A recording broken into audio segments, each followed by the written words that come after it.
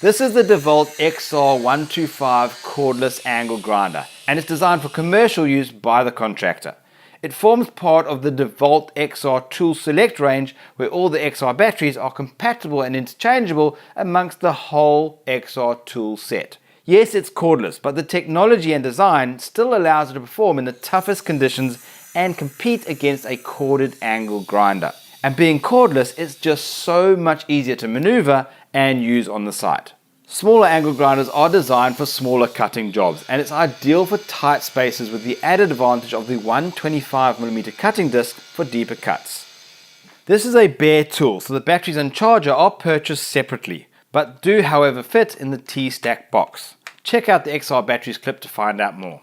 It's advisable to use the larger 5Ah batteries for this tool, as it will draw quite a lot of power. Weighing in at 1.9 kilograms without the battery, it's easy to handle, hold and put to good use. Some other main features: a 125mm diameter disc with a rotational speed of 8,000 RPM, a quick adjust wheel guard and solid spindle lock, a lock-off button to avoid accidental starts, and an interchangeable left or right handle.